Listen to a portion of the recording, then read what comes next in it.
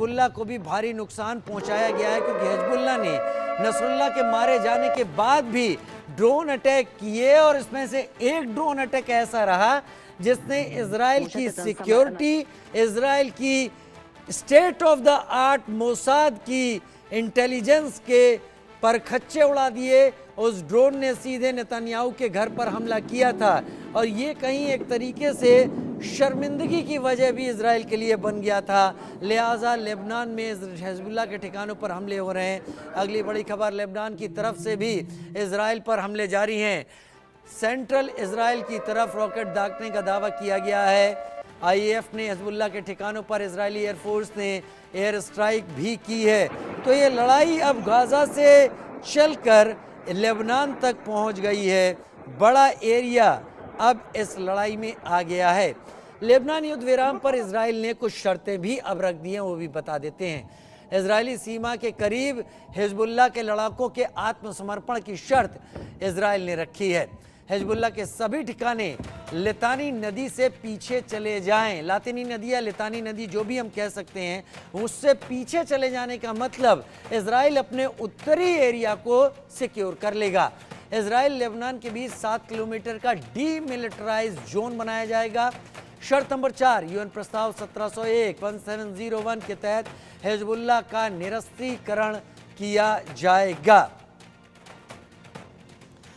उधर लेबनान को इजराइल ने संदेश क्या दिया है। अल-कर्द अल-हसन बैंक की ब्रांच पर हमले होंगे। बैंक ब्रांच की इमारतें घनी आबादी के बीच हैं। ब्रांच की इमारतों से नागरिक दूर चले जाएं। अल-कर्द अल-हसन बैंक के ऊपर हमले होने का मकसद ये है कि ये बैंक हिजबुल्लाह को फंड कर रहा है, पैसा फंड कर रहा है, और इसके ज़रिए हिजबुल्लाह अपना बेस मजबूत रखता है। लिहाजा इजराइल ने बहुत सारी बातें साफ कर दी हैं। हिजबुल्लाह के सैकड़ों करोड़ डॉलर इस बैंक में जमा हैं। हिजबुल्लाह के सभी लड़ाकों को कैश में वेतन मिलता है। संस्था के पास बैंकिंग का लाइसेंस हालांकि नहीं है। बैंक की बेरूत में 15 और लेबनान में कुल 30 ब्रांच हैं। यूएस ट्रेजरी डिपार्टमेंट का संस्था पर प्रतिबंध हालांकि लगा हुआ है। ये कई चीज़ें हैं। अब बचे हैं हमारे पास मेजर शाह, क्योंकि पिछली बार उनसे संपर्क हमारा हो नहीं पा रहा था। मेजर शाह, अब हम कहां पर हैं? एक दूसरे को धमकी देने तक सीमित हैं, या ये लड़ाई बहुत आगे अब बढ़ने वाली है, जिसमें शायद हो सके कि जो आर्मी है उसे एक दूसरे के बॉर्डर पर एयर ड्रॉप करके उस लड़ाई को लड़ने की कोशिश की जाए, जो लड़ाई ज़मीनी लड़ाई कही जाती है। खैर, ये मेरा आकलन है, आप लोग एक्सपर्ट हैं, आप क्या कहते हैं, आप बताएं। राजू भाई, बड़ा सा सवाल पूछा है आपने। देखिए, सरल बात है कि जो गरजते हैं वो बरसते नहीं, और जो बरसते हैं वो गरजते नहीं। तो अगर किसी को धमकी देते रहेंगे, हम या मैं ये कर दूंगा, धमकी क्यों दे रहे हो? डराने, आप मकसद तो बेसिकली अटैक का नहीं है, यानी कि मकसद है डराने का, आर्म ट्विस्ट करने का, कि भाई वो डराने का मकसद तो धमकी देने का ये होगा ना। जिसको अटैक करना होता है, कार्रवाई करनी होती है, वो पूछता नहीं है, वो सीधा जाके ठक से कार्रवाई कर जाता है। और वो भी कार्रवाई तब करता है जब एम्बुश, जब मालूम ही नहीं होता, किसी को उम्मीद भी नहीं करेगा कि भाई एम्बुश के कार्रवाई हो गई है। जैसे आपने बताया कि एयर ड्रॉप करके अटैक किया। अब तक देखिए, आपको मैं एग्जांपल नहीं, देता हूं। मेजर, ये मेरा आकलन है, ये मैंने कहीं से सुना सोचा नहीं, क्योंकि डिस्टेंस ज्यादा है, और कहते हैं जंग तभी असल में जीतने या हारने की तरफ बढ़ती है जब आर्मी का रोल जमीन पर आता है। क्या ऐसा हो सकता है? 1% चांसेस भी? मेजर शाह, आपका एनालिसिस क्या कहता है? हाँ, बिल्कुल, इसमें मुमकिन है, ऐसी बात नहीं है, इसको रूल आउट कर नहीं कर सकते हम बिल्कुल भी। आपने जो फरमाया, देखिए एक चीज मैं आपको एग्जांपल देता हूँ। जैसे कि अब तक इजराइल और लेबनान की लड़ाई, या इजराइल और ईरान की लड़ाई हवाई लड़ाई थी, कि भाई के रॉकेट दागे थे, मिसाइल दागे थे। लेकिन इजराइल ने भी अपनी टैंकों को लेबनान के बॉर्डर पे ले गए। ऐसा सुनने को भी आ रहा था कि वो टैंक के लेबनान के अंदर भी घुस गई। तो अगर ये जमीनी लड़ाई, कोई भी लड़ाई जब जमीनी आ जाती है, आर्मी है तो जैसे में वीरेंद्र झा साहब एयरफोर्स है, मैं आर्मी से हूँ। आर्मी जमीन लड़ाई जब होती है तो ये और भीषण होती है। हवाई में क्या है हमको मालूम नहीं, आगे क्या गोला गिरने वाला है हवा में। जमीनी लड़ाई पे आमने सामने की लड़ाई हो जाएगी ना, एक तरीके से कहूँ, कहेंगे एक तरीके से कहते हैं गुत्तम गुत्ता लड़ाई अगर हो गई तो ये और भीषण हो सकता है। इसमें तो जाहिर सी बात, तो चुप कोई नहीं बैठेगा। तीन लड़ाई में एक बार आ गए, रूस और यूक्रेन की लड़ाई में क्या हुआ था? हवाई लड़ाई, जमीनी लड़ाई। और कितना घातक हुआ, कितने लोग वहां पे मारे गए हैं, वहां की इकोनॉमी युद्ध में। जैसे हमारे देश के प्रधानमंत्री साहब ने भी शुरुआत में रूस और यूक्रेन की जंग के टाइम पे कहा था कि जंग में किसी की जीत नहीं होती, सबकी हार ही होती है। तो यहाँ पर भी कहीं पे भी जहाँ पे भी जंग लड़ी जाती है, उस कंट्री की इकोनॉमी डाउन हो रही होगी दोनों तरफ से। अब आप देखिए जो आयरन डोम सिस्टम है इसराइल का, बहुत ही कारगर इक्विपमेंट है, मगर 7 अक्टूबर को कहते हैं कि भाई वो फेल हो गया। मैं बताऊं हुआ क्या, मेरी बात हो रही थी एक इजरायली स्ट्रेटेजिस्ट से, वो मैं उसका इंटरव्यू भी लिया था अपने यूट्यूब चैनल पे। उन्होंने बताया कि ईरान ने एक वेलोसिटी में बहुत तेज मिसाइल दागे इसराइल के अंदर, काफी हद तक वो इंटरसेप्ट हुए, जो इतनी तेज वेलोसिटी में था कि जो इंटरसेप्ट नहीं हो पाए थोड़े बहुत, वो आके गिरे इसराइल के अंदर। और वेलोसिटी ज्यादा थी, ये थोड़े बहुत जो गिरे ये वो थे। अब आयरन डोम को भी अगर हम इस्तेमाल करें, वो भी अच्छा है, बड़ा महंगा इक्विपमेंट है, आसान ऐसा नहीं है कि हमारे पास घर पर पड़ा हुआ है। मिसाइल को जैसे लोहा काटता है, मिसाइल को मिसाइल रोकेगा। नहीं, फिर आयरन वो डोम से इंटरसेप्ट आगे एरो 2 एरो 3 भी हैं। इसका मतलब ईरान ने नुकसान तो पहुंचाया है इजराइल को, और इजराइल उसका जवाब देगा जरूर।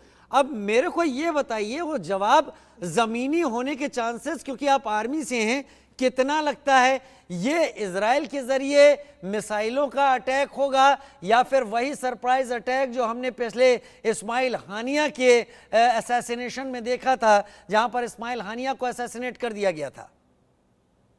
मैं आपको राजू भाई क्या बताऊं, आपने इतना अच्छा लॉजिकल दिलचस्प सवाल पूछा है। देखिए, ये जो इजराइल कार्रवाई करेगा, जमीनी अटैक करेगा, अगर ज्योग्राफिकली देखा जाए ईरान का और इजराइल का कोई ऐसा बॉर्डर खास पड़ता नहीं है कि वो वहां कहां से करेगा वो जमीनी लड़ाई, उसको जाना पड़ेगा कहीं और से घूम के। देखिए, और इजरायली की जो टेक्नोलॉजी है तोड़ ही नहीं, तो ऐसा मेरा मानना है कि वो क्या करेगा, वो दिमाग से, यानी कि एक टेक्नोलॉजी, जैसे कि साइबर हमला हुआ था 17 सितंबर को लेबनान के मिल्वॉकी पेजर के हमले हुए थे, वैसे ही वो अपना दिमाग लगाएगा। अगर इजराइल चाहे, उसके पास वो टेक्नोलॉजी होगी कि वो ईरान को कंप्लीट उनका सर्वर हैक कर दे, उनको एक ब्लैकआउट में बड़ा कर दे। सवाल अभी यानी तक कि मेजर यही है कि इजराइल की खामोशी क्या कहती है, इजराइल चुप क्यों है? अब तक इजराइल ने इतने दिन बीत जाने के बाद कुछ किया क्यों नहीं? बड़ी खबर ये कि देर रात बेरूत पर एक विध्वंसक हमला हुआ, मिसाइल अटैक से दक्षिणी बेरूत दहल गया, हिजबुल्लाह के गढ़ में बारूदी बारिश की गई है। बेरूत के कई इलाकों में मिसाइल अटैक, रिहायशी इलाकों में बमबारी, हालात क्या हो गए हैं? एक वक्त लेबनान में बेरूत को लेबनान का या इस इलाके का मिडिल ईस्ट का पेरिस कहा जाता था, आज वो लेबनान का वो हिस्सा हिजबुल्लाह जैसे संगठन के चलते पूरी तरह बर्बाद हो गया है। मेरे साथ वीएन झा साहब इस वक्त जुड़े हुए हैं। वीएन झा साहब, लेबनान के कई इलाकों में आईडीएफ के टैंक घुस गए हैं, रिहायशी इमारतें गिरा रहे हैं आईडीएफ के सैनिक, फाइटर जेट्स बमबारी कर रहे हैं। आप बहुत, मेरे उन दर्शकों के लिए जो इस युद्ध को सतही तौर पर समझ रहे हैं और थोड़ा बहुत डर भी रहे हैं, क्या ये युद्ध फैल सकता है एक बड़े इलाके में? क्या कई सारे कंट्रीज मिडिल ईस्ट के इन्वॉल्व हो सकते हैं? अभी फिलहाल तो नहीं, अभी फिलहाल तो जो कंट्री इन्वॉल्व हुआ है वो है ईरान। इसके अलावा और कोई कंट्री इसमें इन्वॉल्व नहीं हुआ है। जहाँ तक लेबनान का सवाल है, लेबनान ने अपनी सेना जो है उनकी नेशनल जो मिलिट्री है, उसको उन्होंने विड्रॉ कर लिया था सदर्न लेबनान से, क्योंकि लेबनान जानता है कि जो रिवर है, रिवर से लेके ब्लू लाइन जो यूएन ने खींची हुई है, इसमें as per UN convention, UN security council का पहले का मैंडेट था कि हिजबुल्लाह अपनी फोर्सेस वहां पे नहीं रखेगा। वो जो होगा वो एक कुशन जोन है, एक न्यूट्रल जोन है, जिसपे कि कोई मिलिटराइजेशन नहीं होगी। लेकिन हिजबुल्लाह ने उस चीज को नजरअंदाज कर दिया और उसने वहां पे पूरा अपना फोर्स लगा के रखा, और वहीं से जो short range missile, short range drone जो है, वहां से वो दागता रहता है। तो इसीलिए लेबनान ने, इसराइल ने अपना ये मन बना लिया था कि ये सदर्न लेबनान का, जहां से कि छोटे छोटे जो रॉकेट्स आते हैं, उसको सैनिटाइज करना होगा, क्योंकि जिससे कि वो अपनी जो सिविलियंस हैं जो नदन इसराइल में रहते हैं, उसको वापस वहां से रख सके। और इसीलिए ये जो ग्राउंड ऑपरेशन शुरू हुआ था, ये ग्राउंड ऑपरेशन शुरू हुआ था।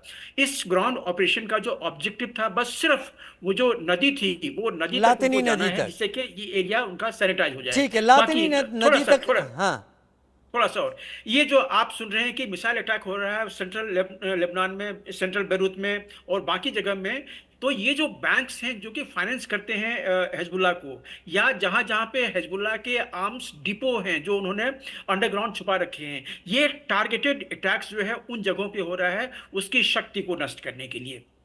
ठीक है, उसकी शक्ति को नष्ट करने के लिए, हिजबुल्लाह को कमर तोड़ने के लिए, जैसे हमास की कमर तोड़ने की कोशिश की गई। लेकिन पता नहीं क्यों आप लोगों से बात करके मुझे ऐसी गट फीलिंग आ रही है, खैर ये मेरा बयान है, ये सामूहिक ना माना जाए, क्योंकि मैं केवल आप लोगों के बीच में मॉडरेटर का काम कर रहा हूं, कि बहुत जल्द हमें वो खबर मिलने वाली है कि इजराइल का पलटवार किस तरीके का होने वाला है, क्योंकि इजराइल की खामोशी कुछ ज़्यादा लंबी हो गई है। अमूमन वो इतनी लंबी खामोशी रखता नहीं है। बहुत शुक्रिया मेजर मोहम्मद अली शाह और group captain B S Jha, आप दोनों का मेरे साथ जुड़ने के लिए।